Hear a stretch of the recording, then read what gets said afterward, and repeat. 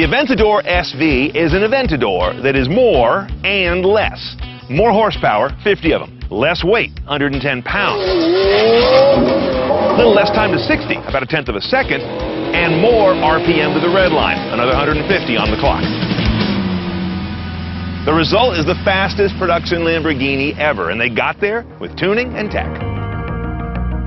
Spotting an SV is easy. Look for the 4-pipe exhaust, unique wheels, and, oh yeah, that wing.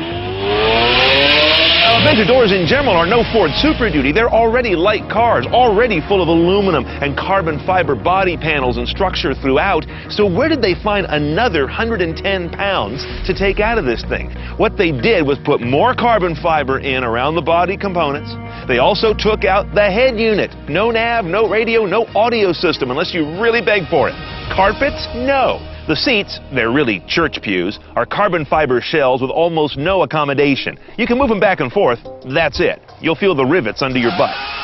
Notice a very different LCD instrument panel than we saw in the base Aventador. More prominence to the RPMs, shift indicators, and G-force gauge. And yellow. Now back here in the engine room is also more familiar territory. The architecture of this engine is the same as a non-SV.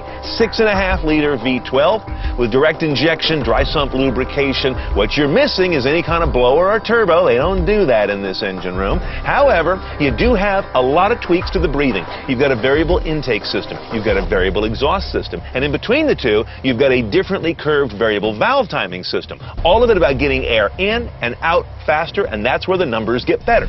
750 horse, and it also comes at a higher RPM redline, 8,400. Torque's the same though, 508 pound-feet.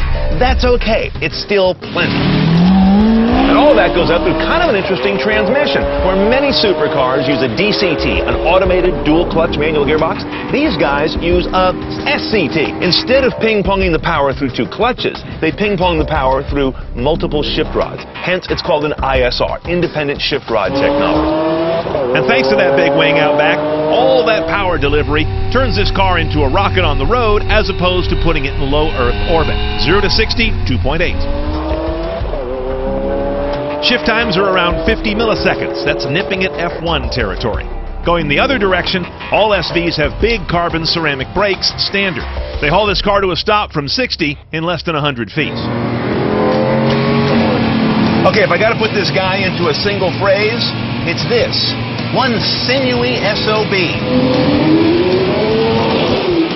First question I know you've got is, how does the power feel on this versus a non-SV? How do you possibly tease that out unless you're on the track? And we're not. I mean, come on, another 50 horse when you're already at this level? I'll be honest, I can't feel it. What I do feel, though, is the wonderful breathing they use to get there, and that you notice at almost every RPM range. Sweet. Now, it wasn't long ago that I drove the base Aventador, and I recall it being a little more compliant than this. This one's got a real grit to it. It's just hard everywhere, from where you sit to the heavy, heavy load you get on the wheel with this new adaptive steering system. And of course, it's got the adaptive suspension as well, magneto-rheological technology that I find is calibrated very firm, as you might imagine in this car. I'm bringing that up because a lot of supercar makers these days actually are trying to make their supercars more palatable on the road every day. This one doesn't make such compromises. Well, here's where my job gets real easy. CNET style is the only style you can buy a Lamborghini Aventador SV. They're all loaded by definition, and that's why they cost a little over $530,000. You're not going to afford one of these sitting there watching YouTube. But it doesn't really matter if you get back to work, because these are all sold out anyway. 500 copies, that's all they made. What the SV really stands for is the power of nuance. Getting some weight off the ground, moving air through the engine more elegantly, and moving air over the body more purposefully. It also reminds us that Lamborghini really is the Sammy Davis Jr. of car makers, firmly believing that nothing succeeds like excess, Frank.